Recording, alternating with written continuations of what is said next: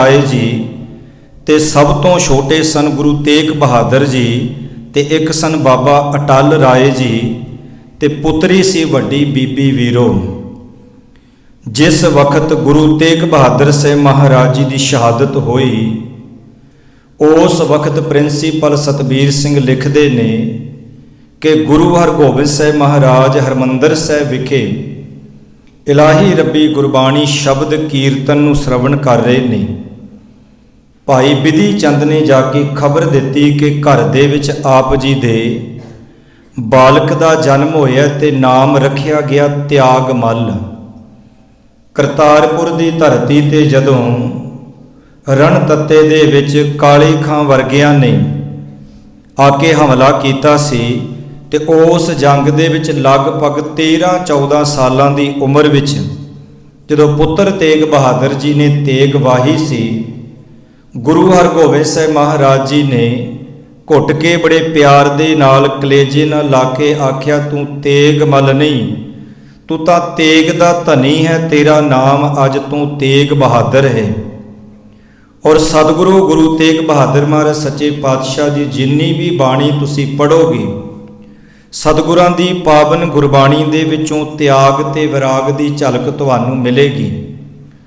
सतगुरु गुरु तेग बहादुर महाराज सच्चे पातशाह ने इतिहास ये कहंदा है कि जदों ये जंग दा सारा नक्शा अखीं तकिया तां सतगुरां ने उस तो बाद शस्त्र नहीं चुकिया। गुरु तेग बहादुर महाराज सच्चे पातशाह तेग दे धनी सन पर उस तो बाद उन्होंने कोई जंग नहीं लड़ी। खैर मैं जी बेनती कर लगा इतिहास नूं नालों नाल आपां वाचांगे, पर जिस बाणी नूं आपां पिछले बीके आरंभ किया है सतगुरु गुरु तेग बहादुर महाराज जी दे ये तकरीबन 57 श्लोक ने जिन्हां आपां भोग दे श्लोक कह के रोज़ सुनते हैं। मेरे सतगुरां ने इस समुची बाणी दे विच 57 श्लोकां दे विच भुले हुए मनुख नूं जिंदगी जिउण दा तरीका भी दसिया है। बंदा तीर्थां ते इशनान कर करके हउमे ते हंकार दे विच इन्ना क डुब गया सी कि जदों ये किसी तीर्थ ते इशनान करके आउंदा ते किसी नूं ये टिकण नहीं सी दिंदा, कहंदा मैं तीर्थ ते इशनान करके आया। जे किसी नूं थोड़ा बहुता दान पुण्य भी करदा सी तां भी ये टिकण नहीं सी दिंदा कि मेरे वर्गा दानी कोई नहीं। तो मेरे गुरु साहब जी की जदों तुसीं ये बाणी पढ़ते ही हो सुनते ही हो कि सारी बाणी दे विचों तुहानूं ये एक एक पंक्ति दे विचों वो झलकां तुहानूं जरूर मिलणगियां। सो आओ मैं इस बाणी का आधार बना के कुछ गुरु पिता जी के इतिहास दे वल आपां नज़र मारांगे। तो गुरु तेग बहादुर साहब सच्चे पातशाह जी के इन्हां बचनां तो पहलों गुरु अर्जन देव महाराज सच्चे पातशाह जी ने जिहड़े 22 श्लोक 22 पौड़ियां उचारण कीतियां ने ते वो इस तो पहला हन रत्ते सेई जे मुख ना मुड़न। जिहड़े गुरु दे प्रेम दे विच इहदा मतलब कि गुरु अर्जन देव महाराज सच्चे पातशाह दी भावें ये बाणी है पर मेरे सतगुरां दा इशारा सीधा ही गुरु तेग बहादुर साहब जी दे वल भी जा रहा है। रत्ते सेई जे मुख ना मुड़न जिन्नी संझाता दे अर्थ होंदे ने सांझ पाउणी। गुरमत दे विच गुरमुख लिपि दे विच 2 अखर ने जिहड़ा हर कोई बोल नहीं सकदा, एक है गंगा ते एक है झंझा, ये दोवें अखर। दूजी भाषा विच वेखो ये अखरां नूं खाली छड्डिया जांदा है पर गुरमत दे विच झंझे नूं भी ते गंगे नूं भी खाली नहीं छड्डिया गया। तुसीं दक्षिणी ओंकार बाणी पढ़ के वेखो, तुसीं बावनखरी बाणी भी पढ़ के देख सकते हो। खैर इत्थे जिहड़ा पाठ है ना संझाता झंझे दे नाल जिहदे अर्थ ने डूंगी सांझ पा के जिन्हें अपने गुरु नूं पछाण लिया है। ते गुरु अर्जन देव महाराज जी कहंदे रत्ते सेई जे भाव जिहड़े बंदे जिहड़े इंसान ਜਿਹੜੀਆਂ रूहां अपने गुरु दे प्रेम दे विच रंगियां गईयां ने, जिहड़ा रंगिया जाएगा उही गुरु नूं पछाणेगा, जिहड़ा रंगिया ही नहीं वो गुरु नूं की पछाण सकदा है। रत्ते सेई जे मुख ना मुड़न जिन्नी संझाता साईं ਝੜ ਝੜ ਪੰਮ ਦੇ ਕੱਚੇ ਬਿਰਹੀ ਜਿਨ੍ਹਾਂ ਕਾਰ ਨਾ ਆਈ। ਜਿਸ ਤਰ੍ਹਾਂ ਇੱਕ ਦਰਖਤ ਦੇ ਨਾਲ ਫਲ ਕੱਚਾ ਲੱਗਿਆ ਹੈ ਤੇ ਜੇ ਉਹ ਕੱਚਾ ਫਲ ਟੁੱਟ ਜੇ ਤੇ ਦੁਬਾਰਾ ਉਹ ਟਾਹਣੀ ਦੇ ਨਾਲ ਲੱਗ ਨਹੀਂ ਸਕਦਾ। ਉਦਾਹਰਨ ਇੱਕ ਟਾਹਣੀ ਤੇ ਫਲ ਦੀ ਦਿੱਤੀ ਹੈ, ਪਰ ਗੱਲ ਮੇਰੇ ਸਤਿਗੁਰੂ ਜੀ ਸਾਡੀ ਤੁਹਾਡੀ ਕਰ ਰਹੇ ਨੇ। ਪਾਤਸ਼ਾਹ ਕਹਿੰਦੇ ਜਿਹੜੇ ਗੁਰੂ ਦੇ ਪ੍ਰੇਮ ਦੇ ਵਿੱਚ ਰੰਗੇ ਨੇ ਉਹ ਕਦੀ ਵੀ ਗੁਰੂ ਤੋਂ ਮੁਖ ਨਹੀਂ ਮੋੜਦੇ। ਤੇ ਅੱਗੇ ਜ਼ਿਕਰ ਕੀਤਾ ਝੜ ਝੜ ਪੰਮ ਦੇ ਕੱਚੇ ਬਿਰਹੀ ਜਿਨ੍ਹਾਂ ਕਾਰ ਨਾ ਆਈ, ਜਿਨ੍ਹਾਂ ਨੂੰ ਗੁਰੂ ਦੀ ਪ੍ਰੇਮ ਰੂਪ ਦਵਾਈ ਮੁਆਫਕ ਨਹੀਂ ਨਾ ਆਈ, ਉਹ ਗੁਰੂ ਦੇ ਵੱਲ ਨਹੀਂ ਤੁਰਦੇ। ਉਹ ਭਾਵ ਮੁੜ ਮੁੜ ਕੇ ਪਿੱਛੇ ਹਟ ਜਾਂਦੇ ਨੇ। ਕਹਿਣ ਤੋਂ ਭਾਵ ਉਹ ਮੁੜ ਮੁੜ ਕੇ ਫੇਰ ਉਹੀਓ ਜੂਨਾਂ ਵਿੱਚ ਭਟਕਦੇ ਹਨ। ਤੇ ਮੇਰੇ ਸਤਿਗੁਰਾਂ ਨੇ ਅੱਗੇ ਬੜਾ ਪਿਆਰਾ ਜ਼ਿਕਰ ਕੀਤਾ। ਸਤਿਗੁਰੂ ਜੀ ਕਹਿੰਦੇ ਧਣੀ ਵਿਹੂਣਾ ਪਾਟ ਪਟੰਬਰ।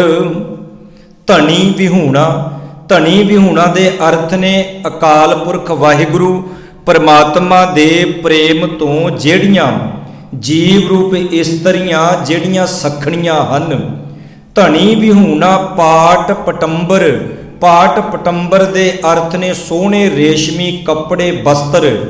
ਤੇ ਪਾਤਸ਼ਾਹ ਕਹਿੰਦੇ ਜਿਹੜੀ ਜੀਵ ਰੂਪ ਇਸਤਰੀ ਆਪਣੇ ਮਾਲਕ ਵਾਹਿਗੁਰੂ ਤੋਂ ਬੇਮੁਖ ਹੋ ਗਈ, ਉਹ ਆਪਣੇ ਤਨ ਦੇ ਉੱਪਰ, ਭਾਵੇਂ ਉਹ ਕੋਈ ਭੈਣ ਹੈ, ਭਾਵੇਂ ਕੋਈ ਨੌਜਵਾਨ ਵੀਰ ਹੈ, ਬਜ਼ੁਰਗ ਹੈ, ਕੋਈ ਵੀ ਹੈ, ਗੱਲ ਇੱਥੇ ਕਿਸੇ ਇੱਕ ਉਮਰ ਦੀ ਨਹੀਂ ਹੋ ਰਹੀ, ਗੱਲ ਇੱਥੇ ਸਾਂਝੇ ਤੌਰ ਤੇ ਹੋ ਰਹੀ ਹੈ। ਇੱਥੇ ਗੱਲ ਇਹ ਨਹੀਂ ਹੋ ਰਹੀ ਵੀ ਤੁਸੀਂ ਇਸ਼ਨਾਨ ਨਹੀਂ ਕਰਨਾ, ਤੁਸੀਂ ਸੋਹਣੇ ਕੱਪੜੇ ਬਸਤਰ ਨਹੀਂ ਪਹਿਨਣੇ।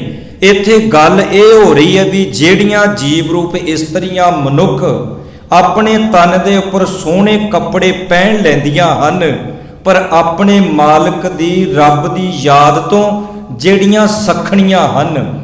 ਧਣੀ ਵਿਹੂਣਾ ਪਾਟ ਪਟੰਬਰ ਭਾਈ ਸੇਤੀ ਜਾਲੇ। ਭਾਈ ਦੇ ਅਰਥ ਹੁੰਦੇ ਨੇ ਅੱਗ।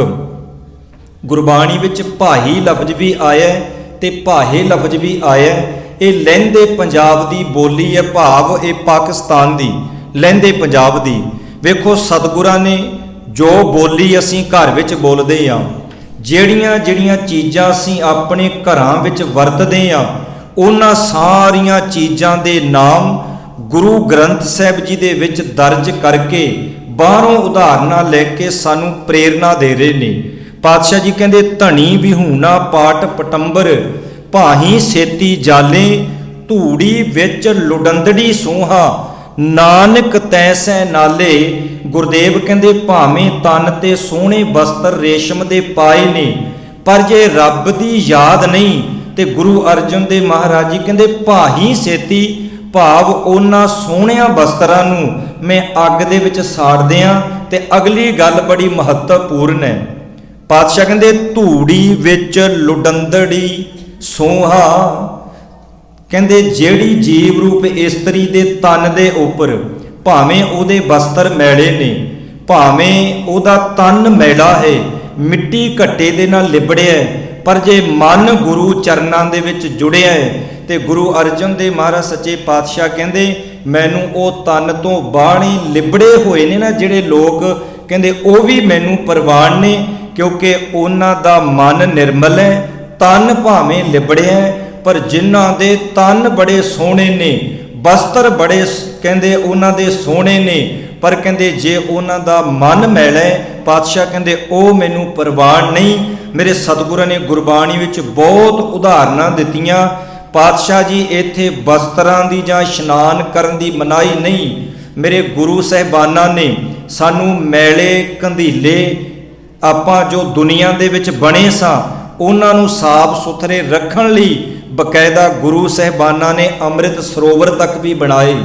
ਸਾਡੇ ਗੁਰੂ ਸਾਹਿਬਾਨਾਂ ਦਾ ਬਹੁਤਾ ਸੰਬੰਧ ਪਾਣੀਆਂ ਦੇ ਨਾਲ ਵੀ ਬਹੁਤ ਰਿਹਾ। ਜਿਹੜਾ ਵੀ ਇਤਿਹਾਸ ਪੜ੍ਹ ਲਓ, ਹਰ ਇੱਕ ਗੁਰੂ ਦੇ ਨਾਲ ਪਾਣੀ ਦਾ ਸੰਬੰਧ ਰਿਹਾ ਹੈ।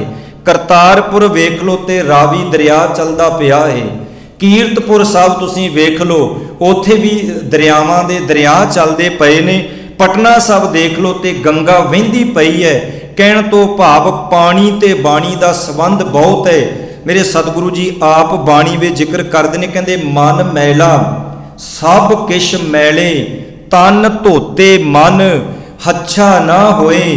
ਕਹਿੰਦੇ ਜੇ ਬੰਦੇ ਦਾ ਮਨ ਮੈਲੇ, ਤਨ ਜਿੰਨਾ ਮਰਜੀ ਉਹਦਾ ਸੋਹਣਾ ਹੋਵੇ, ਵਸਤਰ ਵੀ ਸੋਹਣੇ ਹੋਣ, ਪਰ ਕਹਿੰਦੇ ਤਨ ਧੋਤੇ ਮਨ ਹੱਛਾ ਨਾ ਹੋਏ। ਗੱਲ ਨਾਲ ਇਹ ਵੀ ਕਰ ਦਿੱਤੀ ਕਿ ਬੰਦਿਆ ਇਸ ਗੱਲ ਦਾ ਮਾਣ ਨਾ ਕਰ ਲਈ ਕਿ ਮੇਰਾ ਤਨ ਬੜਾ ਸੋਹਣਾ ਹੈ, ਮੇਰੇ ਡੌਲਿਆਂ ਵਿੱਚ ਤਾਕਤ ਬੜੀ ਹੈ।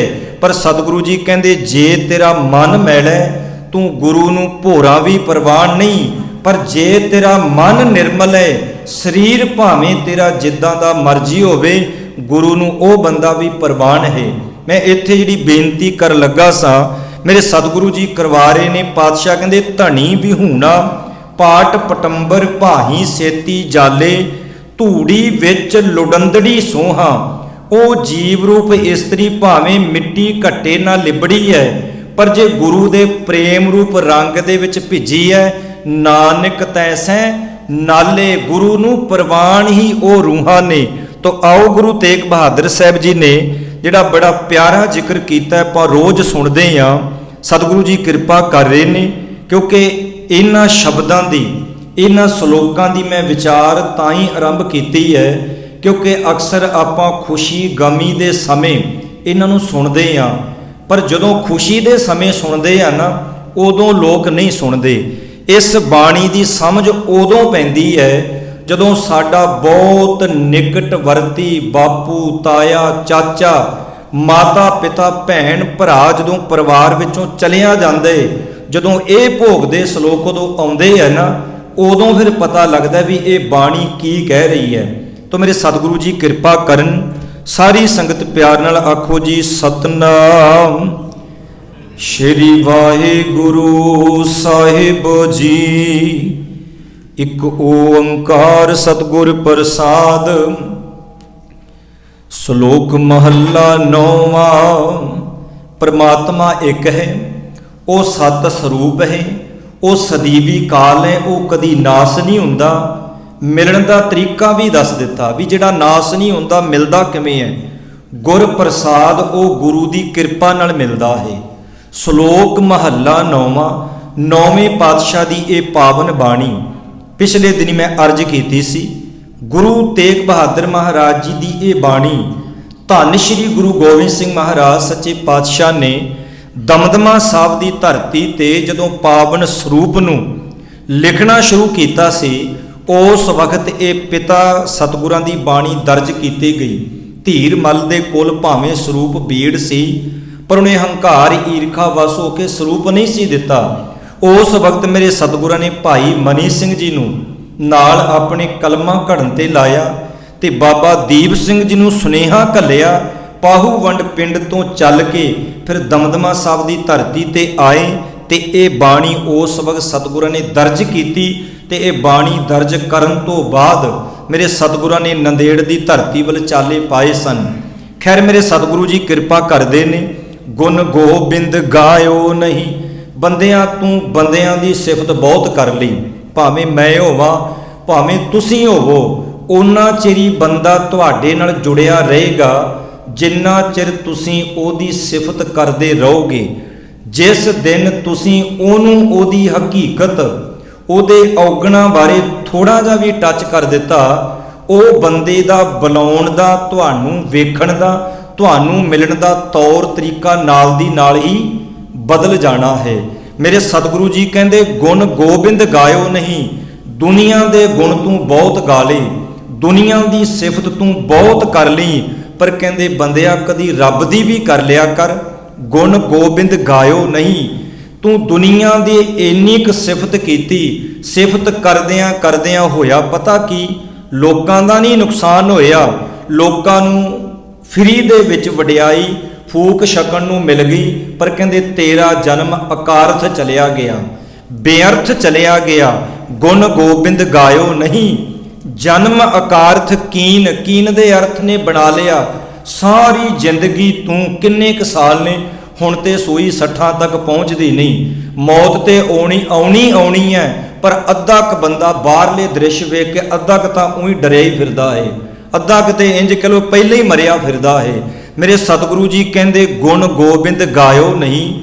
ਜਨਮ ਅਕਾਰਥ ਕੀਨ, ਮਨੁੱਖਾ ਜਨਮ ਤੈਨੂੰ ਮਿਲਿਆ ਸੀ, ਹੋਰ भी तुसीं बचन पढ़ लो, क्योंकि गुरु तेग बहादुर महाराज जी की बाणी वेखो 31 रागां विचों जिहड़ा लास्ट राग है ना, पहला राग, पहली जिहड़ी बाणी है ना गुरु ग्रंथ साहिब जी की जपजी साहिब, वो राग तो रहत है। बाकी सारी बाणी रागां दे सहित है। जिहड़ा अखीरला राग है जैजावंती, गुरु तेग बहादुर महाराज जी का, सतगुरां ने उहदे आरंभ दे विच ही ये गल कह दित्ती, राम सिमर यह है तेरा काज है। सतगुरां ने कह दिता तू रब की बंदगी कर, परमात्मा का नाम जप, असली मनोरथ दुनिया ते आउण दा कहंदे तेरा यही है। ते इत्थे पातशाह कहंदे गुण गोबिंद गायो नहीं, जन्म अकारथ कीन, कहो नानक हर भज मना, जिह बिद जल को मीन। कहंदे परमात्मा का नाम, उस रब दे नाल प्रीत तू इस तरीके नाल पा, उहदे नाल प्यार ऐदां बना, जिह बिद जिस तरह, जिस तरीके दे नाल मीन मच्छी दी जिंद दा आसरा है पानी। मेरे सतगुरु जी कहंदे सिखा तेरी जिंद दा आसरा है ना जिहड़ा, वो बाणी होनी चाहिदी है। कहो नानक हर भज मना, कहंदे इस तरीके नाल गुरु ग्रंथ साहिब महाराज जी की बाणी जदों पढ़दे आ, किसी भी पशु पक्षी जानवर नूं बंदे की उदाहरण दे के किते भी नहीं समझाया गया। पशु पक्षियां दियां उदाहरणां दे के बार बार बंदे नूं ही समझाया गया, जिहड़ा बंदा मान करदा भी मेरे वर्गा है कोई नहीं। पातशाह कहंदे कहो नानक हर भज मना, जेह बिद जल को मीन। कहंदे सिखिया तू एक मच्छी तो ले ला, बिखे नस्यो काहे रचयो, निमख ना होए उदास। कहंदे उस परमात्मा दे नाल तू जुड़िया नहीं, विषय विकारां दे विच इन्ना क उलझ गया। निमख पिछले दिन भी आपां अर्ज कीती सी, निमख ना होए उदास। साडियां अखां दियां पलकां जिहड़ियां बार बार झमक रहीआं ने, इहनूं कहंदे ने निमख। कहंदे तू तां इन्ने क समय लई भी उदास नहीं होया। उदास तो भाव तू जागिया नहीं, गुरु नाल जुड़िया नहीं, तू कदी पछतावा ही नहीं कीता कि जिस मालिक ने मनुखा जन्म दिता। वेखो जदों बंदे कोल कुछ नहीं ना हुंदा, जदों अमेरिका पहुंचण वास्ते जंगलां बेलियां विच दी आ जिन्ने बजुर्ग तुसीं आए हो, बहुत औखा समा तुसीं वेखिया होना, जेलां कट्टियां, बड़ी कुट खा के इत्थों तक पहुंचे हो। अरदासां भी कीतियां होणीआं कि पातशाह किरपा करो, पर मैं बेनती करा जदों बंदे नूं सब कुछ मिल जांदा है ते बंदा सारा कुछ ही भुल जांदा। कहंदा मैं कीता ए, मेरे विच ताकत है, मैं अपनी ताकत नाल, अपनी अकल दे नाल ही सब कुछ करिया है। पर सोच जिहड़ी तू कहना ना मैं अपनी ताकत नाल, वो ताकत भी मेरे मालिक ने दिती है, तू तां कल्ला कलबूती है। जदों इहदे विचों सवास निकल गए उदों फिर हिल के दसी। मेरे सतगुरु जी कहंदे हम आदमी हाँ एक दमी, मोहलत मोहत न जाना, नानक बिनवै तिसै सरेवो, जाके जी पुराना। दम आ रहे ने तां असीं आदमी हाँ, ये चल रहे दम सवास, जिस वक्त ये रुक गए, घड़ी जे रुक जे तो अगला कहंदा खराब घड़ी घरे क्यों लाई है। तो जदों शरीर रूपी घड़ी दे विचों सवासां दी घड़ी सूई रुक जे ना, कोई नहीं कहता बापू नूं क्यों रखिया, कहणगे क्यों रखिया लैके जाओ इनू।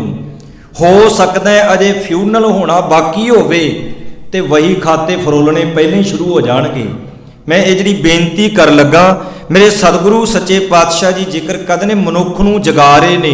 कहंदे वेख्या नस्यों काहे रचियो, निमख ना होए उदास, कहो नानक भज हर मना। परे न जम की फास, उस मालिक दी सिफत सलाह कर, ਉਹਦਾ ਨਾਮ ਜਪੇਗਾ ਤੇ ਜਮਾਂ ਦੀ ਫਾਹੀ ਤੋਂ ਬਚਿਆ ਰਹੇਗਾ। ਇੱਥੋਂ ਤੱਕ ਆਪਾਂ ਵਿਚਾਰ ਪਿਛਲੇ ਦਿਨੀ ਅਰਜ ਕੀਤੀ ਸੀ। ਅਗਲੀ ਪੰਕਤੀ ਦੀ ਉਦਾਹਰਨ ਲੈ ਕੇ ਮੈਂ ਇਤਿਹਾਸ ਵੱਲ ਆਵਾਂਗਾ। ਮੇਰੇ ਸਤਿਗੁਰੂ ਜੀ ਕਹਿੰਦੇ ਤਰਨਾ ਪੋ, ਤਰਨਾ ਪੋ ਕਹਿੰਦੇ ਨੇ ਜਵਾਨੀ ਨੂੰ, ਤਰਨਾ ਪੋਇਓ ਹੀ ਗਇਓ, ਲਿਓ ਜਰਾ ਤਨ ਜੀਤ। ਤਿੰਨ ਉਮਰਾਂ ਮਾਲਕ ਨੇ ਸਾਨੂੰ ਦਿੱਤੀਆਂ ਨੇ। ਤਿੰਨ ਕਿਹੜੀਆਂ ਨੇ? ਵੇਖੋ ਸਾਡੀ ਯਾਤਰਾ ਪਤਾ ਕਿੱਥੋਂ ਸ਼ੁਰੂ ਹੋਈ ਹੈ? ਸਾਡੀ ਯਾਤਰਾ ਸ਼ੁਰੂ ਹੋਈ ਹੈ ਖਾਕ ਤੋਂ, ਮਿੱਟੀ ਤੋਂ। ਮਿੱਟੀ ਤੋਂ ਕਿੱਦਾਂ ਹੋਈ?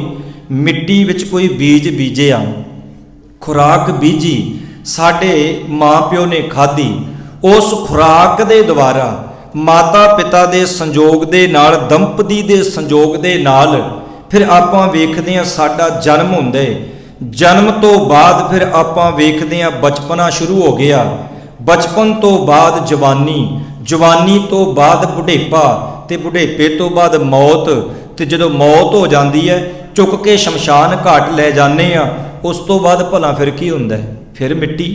ਇਹਦਾ मतलब मिट्टी तो यात्रा शुरू हुई सी ते मिट्टी ते आके ही संपूर्ण हो गई। मेरे भगत फरीद साहब जी ने बड़े महान वचन कहे ने, वो कहते बंदिया माण ना कर, जिस दिन बंदा गुरु की बाणी नूं भावना दे नाल कोई भी बाणी सुना रहा होवे, कोई भी बाणी पढ़ रहा होवे, साडा फोकस बाणी पढ़न जां बाणी सुनाउण वाले वल नहीं, साडा ध्यान होना चाहिए भी बाणी मेरे गुरु दी है, बाणी मेरे सतगुरां दी है। ये तो एक साधन है, एक सुनाउण वाला जीव है। मेरे सतगुरु सच्चे पातशाह कहते मिट्टी तो यात्रा शुरू हुई, मिट्टी ते खत्म हुई, ते भगत फरीद जी कहते मान ना कर फरीदा खाक न निंदी है, खाकू जेड न कोए, जीम दियां पैरां तले मोया उपर होए। कहते इस मिट्टी की ना निंदिया कर, कहते मान भी ना कर, पर कहते इस मिट्टी वर्गा कोई होर है भी नहीं। जदों तुरदा तेरे पैरां थल्ले आ, एक दिन आएगा कहते ये अज तेरे पैरां थल्ले, फिर तू ਇਹਦੇ थल्ले होवेगा, ने तेरे उत्ते आ जाना है। मेरे सतगुरु ने कितना महान जिक्र किया है। तरना पो इउं ही गयो, लियो जरा तन जीत, जवानी कहते एवें चली गई, हंकार विच चली गई, नशियां विच विकारां विच कह लो चली गई, प्रभुता दे विच अहुदियां दे विच जवानी चली गई, लड़ाई झगड़ा ईरखा दवैश मैं मेरी विच जवानी चली गई। तरना पो इउं ही गयो, इउं ही गई दे अर्थ हुंदे ने व्यर्थ चली गई, किसे लेखे विच नहीं। पर अगला बचन तरना पो इउं ही गयो, लियो जरा तन जीत, जवानी हंकार विच लंघ गई। ते जिहड़ा बुढ़ेपा सी ना, बचपने नूं जवानी ने दब लिया, जवानी नूं फिर आके बुढ़ेपे ने दब लिया, ते बुढ़ेपे नूं दबण वाली मौत बैठी है, कहंदे ओह दब लैंदी है। ये ते इंज कह लो एक हथ दे दे ते दूजे हथ ले ला। ते इत्थे मेरे सतगुरु जी कहंदे जिवें बचपन नूं जवानी ने जित लिया, जवानी नूं बुढ़ेपे ने जित लिया, ते मेरे सतगुरु जी कहंदे कहो नानक भज हर मना। औद, औद दे अर्थ हुंदे ने उम्र, औद जात है बीत, जात दे अर्थ ने जा रही है। ये जिहड़ी तेरी उम्र है ना, उस मालिक दी बंदगी सिफत सलाह तो बिना मेरे सतगुरु जी कहंदे एवें जा रही है। भाव इस जीवन नूं तू सफल नहीं बना रहा। मेरे सतगुरु गुरु तेग बहादुर महाराज सच्चे पातशाह जी, क्योंकि औरंगजेब सी ना जिहड़ा, ਉਹਦੀ ਜਿਹੜੀ ਕੁਟਲ ਨੀਤੀ ਸੀ, ਉਹਦੀ ਤੁਸਬੀ ਇਹ ਸੀ ਕਿ ਹਿੰਦੁਸਤਾਨ ਦੇ ਵਿੱਚ ਕੇਵਲ ਇੱਕੋ ਹੀ ਧਰਮ ਹੋਣਾ ਚਾਹੀਦਾ ਹੈ, ਕੇਵਲ ਤੇ ਕੇਵਲ ਉਹ ਇਸਲਾਮ ਧਰਮ। ਔਰ ਉਹਨੇ ਐਲਾਨੀਆਂ ਜ਼ੁਲਮ ਅਤਿਆਚਾਰ ਕਰਨੇ ਸ਼ੁਰੂ ਕਰ ਦਿੱਤੇ। ਤੇ ਔਰੰਗਜ਼ੇਬ, ਕਿਉਂਕਿ ਇਤਿਹਾਸ ਲੰਬਾ ਹੈ, ਤੇ ਜਿਸ ਵਕਤ ਜ਼ੁਲਮ ਦੀ ਸ਼ੁਰੂਆਤ ਉਹਨੇ ਹੋਰ ਕਿਤੋਂ ਨਹੀਂ ਕੀਤੀ, ਉਹਨੇ ਜ਼ੁਲਮ ਦੀ ਸ਼ੁਰੂਆਤ ਕੀਤੀ ਕਸ਼ਮੀਰ ਦੀ ਧਰਤੀ ਤੋਂ। ਹੁਣ ਹਿੰਦੂ ਬ੍ਰਾਹਮਣ ਪੰਡਤ ਜਿਹੜੇ ਲੋਕ ਸਨ, ਉਹ ਤਾਂ ਹਿੰਦੁਸਤਾਨ ਵਿੱਚ ਬੜੇ ਹੋਰ ਵੀ ਵਸ ਰਹੇ ਸਨ, ਪਰ ਔਰੰਗਜ਼ੇਬ ਨੇ ਕਸ਼ਮੀਰ ਨੂੰ ਹੀ ਕਿਉਂ ਚੁਣਿਆ? ਦਰਅਸਲ ਕਸ਼ਮੀਰ ਦੀ ਧਰਤੀ ਤੇ ਜਿਹੜੇ ਕਸ਼ਮੀਰ ਵਿੱਚ ਰਹਿਣ ਵਾਲੇ ਲੋਕ ਨੇ, ਸਰੀਰ ਪੱਖੋਂ ਸੁਹੱਪਣ ਪੱਖੋਂ ਵੀ ਉਹਨਾਂ ਦਾ ਜੇ ਹੁਨਰ ਤੁਸੀਂ ਅੱਜ ਵੀ ਦੇਖੋ ਬਾ ਕਮਾਲ ਦਾ ਹੈ। ਜਿੱਥੇ ਤਨ ਸਰੀਰ ਕਰਕੇ ਸੁਹੱਪਣ ਬੜਾ ਸੀ, ਉੱਥੇ ਬਨਸਪਤੀ ਪੌਦੇ ਫਲ ਫਰੂਟ ਅੱਜ ਵੀ ਵੇਖ ਲਓ, ਜਦੋਂ ਕੋਈ ਬੰਦਾ ਗੱਲ ਕਰਦਾ ਹੈ ਤਾਂ ਉਦਾਹਰਨ ਅਗਲਾ ਕਸ਼ਮੀਰ ਦੀ ਦਿੰਦਾ ਹੈ।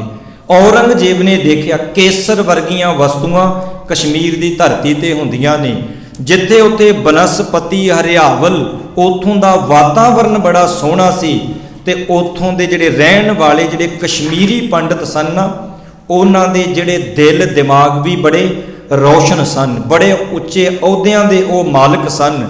ਔਰੰਗਜ਼ੇਬ ਨੇ ਦੇਖਿਆ ਵੀ ਜੇ ਮੈਂ ਕਸ਼ਮੀਰੀ ਪੰਡਤਾਂ ਨੂੰ ਇਸਲਾਮ ਕਬੂਲ ਕਰਵਾ ਲਵਾਂ ਤਾਂ ਆ ਜਿਹੜੇ ਬਾਕੀ ਵਸਦੇ ਪਏ ਨੇ ਹਿੰਦੁਸਤਾਨ ਵਿੱਚ, ਇਹਨਾਂ ਨੂੰ ਮੁਸਲਮਾਨ ਬਣਾਉਣਾ ਕੀ ਔਖਾ ਹੈ। ਇਹਨਾਂ ਨੇ ਤੇ ਆਪਣੇ ਆਪ ਉਹਨਾਂ ਨੂੰ ਵੇਖ ਕੇ ਬਣ ਜਾਣਾ ਹੈ।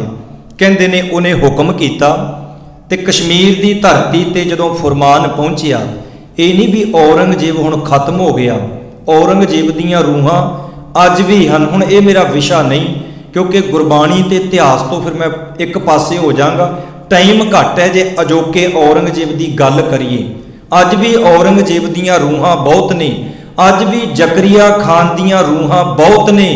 ਗੱਲ ਬਾਬਰ ਦੀ ਕਰਦੇ ਆ, ਅੱਜ ਵੀ ਬਾਬਰ ਵਰਗੇ ਬਹੁਤ ਨੇ। ਰੂਹ ਉਹੀ ਚੱਲੀ ਆ ਰਹੀ ਹੈ, ਕੇਵਲ ਤੇ ਕੇਵਲ ਬਾਹਰਲਾ ਮੂੰਹ ਮੁਹਾਂਦਰਾ, ਕੇਵਲ ਭੇਸ ਬਦਲਿਆ ਹੋਇਆ, ਗੱਲਬਾਤ ਉਹੀ ਹੈ। ਖੈਰ ਸਤਿਗੁਰੂ ਜੀ ਕਿਰਪਾ ਕਰਨ। ਔਰੰਗਜ਼ੇਬ ਨੇ ਐਲਾਨੀਆ ਜਦੋਂ ਹੁਕਮ ਕੀਤਾ, ਕਸ਼ਮੀਰ ਦੀ ਧਰਤੀ ਤੇ ਜਦੋਂ ਇਹ ਸੁਨੇਹਾ ਮਿਲਿਆ ਕਿ ਤੁਹਾਨੂੰ ਔਰੰਗਜ਼ੇਬ ਦਾ ਹੁਕਮ ਹੈ, ਤੁਸੀਂ ਜਿਹੜੇ ਦੇਵੀ ਦੇਵਤਿਆਂ ਨੂੰ ਧਿਆਉਣਾ ਧਿਆ ਲਓ ਤੇ ਕੁਝ ਕੁ ਦਿਨਾਂ ਤੋਂ ਬਾਅਦ ਦਿੱਲੀ ਪਹੁੰਚ ਕੇ ਇਸਲਾਮ ਨੂੰ ਕਬੂਲ ਕਰ ਲਓ, ਮੁਸਲਮਾਨ ਬਣ ਜਾਓ। ਜੇ ਨਹੀਂ ਬਣਨਾ ਤੇ ਫਿਰ ਮੌਤ ਨੂੰ ਤੁਸੀਂ ਯਾਦ ਰੱਖੋ, ਮਰਨ ਵਾਸਤੇ ਤਿਆਰ ਰਹੋ। ਹੁਣ ਜਦੋਂ ਇੰਨੀ ਗੱਲ ਉਹਨਾਂ ਨੇ ਸੁਣੀ, ਉਹਨਾਂ ਨੂੰ ਹੱਥਾਂ ਪੈਰਾਂ ਦੀ ਪੈ ਗਈ। ਉਹਨਾਂ ਨੇ ਆਪਣੇ ਦੇਵੀ ਦੇਵਤੇ ਸਾਰੇ ਜਿੰਨੇ ਸੰਸਾਰੇ ਧਿਆਏ, ਕੀ ਸ਼ਿਵ ਜੀ, ਕੀ ਬ੍ਰਹਮਾ, ਕੀ ਵਿਸ਼ਨੂੰ, ਕੀ ਮਹੇਸ਼, ਜਿੰਨੀਆਂ ਵੀ ਦੇਵੀਆਂ ਹਨ, ਸਭ ਦੇ ਮੰਦਰਾਂ ਦੇ ਵਿੱਚ ਜਾ ਕੇ ਉਹਨਾਂ ਟੱਲੀਆਂ ਖੜਕਾਈਆਂ। ਉਹਨਾਂ ਦੀ ਕੋਈ ਪੁਕਾਰ ਕਿਸੇ ਨੇ ਨਹੀਂ ਸੁਣੀ। ਲਿਖਣ ਵਾਲੇ ਲਿਖਦੇ ਨੇ, ਕਿਉਂਕਿ ਜਿਹੜੀ ਅੰਦਰੋਂ ਆਵਾਜ਼ ਨਿਕਲਦੀ ਹੈ ਨਾ, ਅਰਦਾਸ ਉਹੀ ਹੁੰਦੀ ਹੈ। ਉਹਨਾਂ ਨੂੰ ਇੱਕ ਆਵਾਜ਼ ਪਈ ਕਿ ਤੁਹਾਡੀ ਕਿਸੇ ਨੇ ਨਹੀਂ ਸੁਣਨੀ, ਤੇ ਉਹਨਾਂ ਦਾ ਮੁਖੀ ਜਿਹੜਾ ਆਗੂ ਸੀ ਉਹ ਸੀ ਪੰਡਤ ਕਿਰਪਾ ਰਾਮ।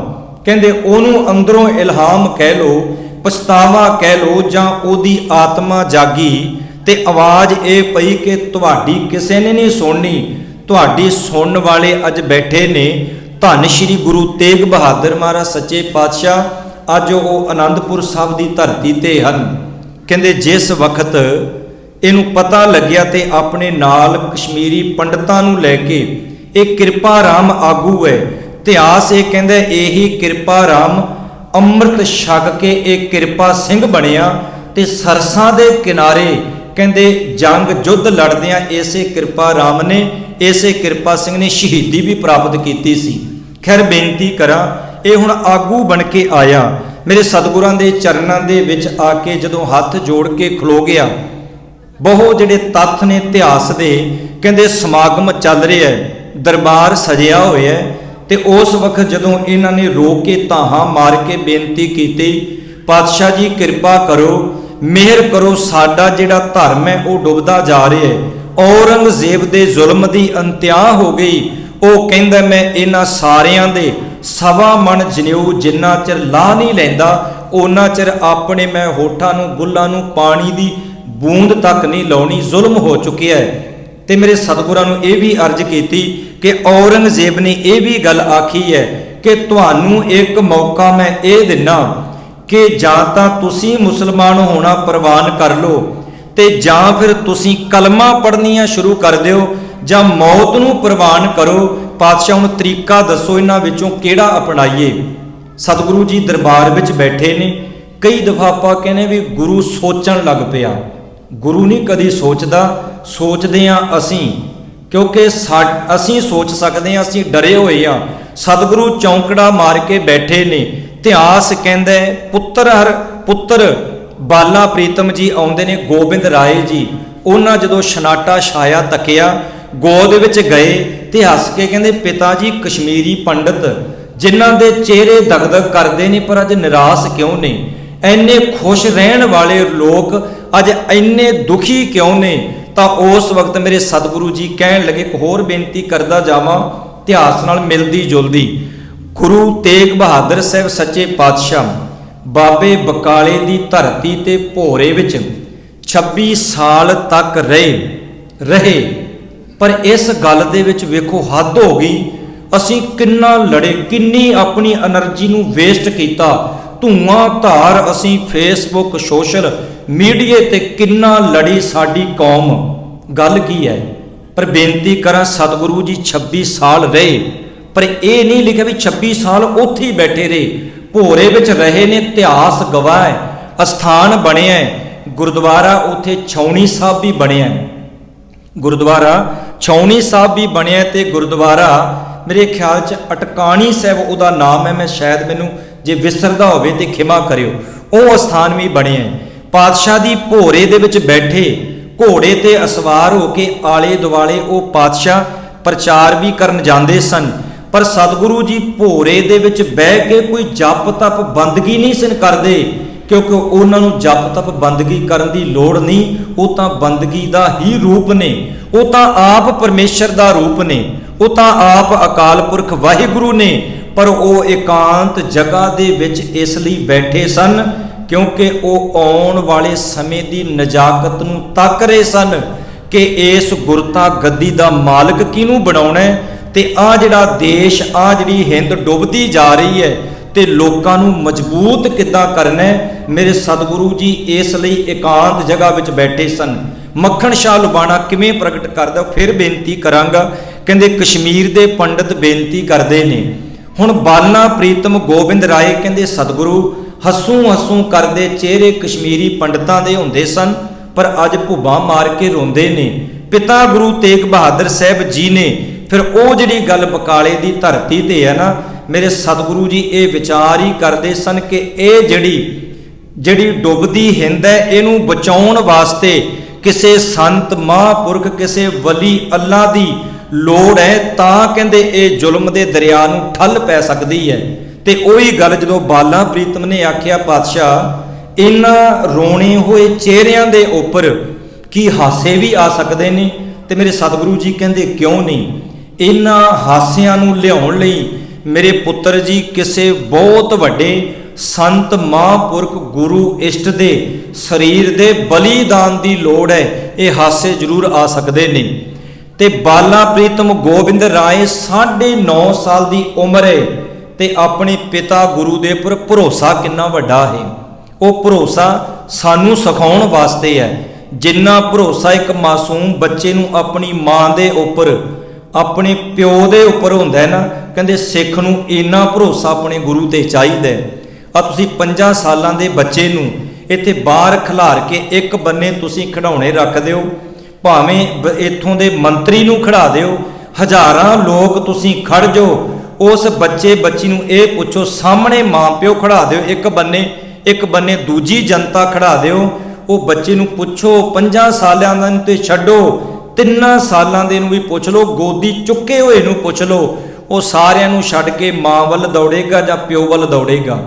ਉਸ ਬੱਚੇ ਨੂੰ ਇੰਨੀ ਕੁ ਸਮਝ ਹੈ, ਸਰੀਰ ਦਾ ਆਕਾਰ ਨਹੀਂ ਉਹਦੇ ਕੋਲੇ ਅਜੇ, ਭਾਵੇਂ ਵਿਕਾਸ ਨਹੀਂ, ਪਰ ਉਹਨੂੰ ਇੰਨਾ ਕੁ ਭਰੋਸਾ ਹੈ ਕਿ ਆ ਮੇਰੀ ਮਾਂ ਹੈ ਤੇ ਆ ਮੇਰਾ ਪਿਓ ਹੈ। ਸਿੱਖਾਂ ਨੂੰ ਤੇ ਅਜੇ ਤੱਕ ਹੀ ਨਹੀਂ ਪਤਾ ਲੱਗ ਰਿਹਾ ਕਿ ਸਾਡਾ ਪਿਤਾ ਕੌਣ ਹੈ, ਸਾਡਾ ਪਿਓ ਕੌਣ ਹੈ। ਧੰਨ ਗੁਰੂ ਗ੍ਰੰਥ ਸਾਹਿਬ ਮਹਾਰਾਜ ਸੱਚੇ ਪਾਤਸ਼ਾਹ ਹਨ।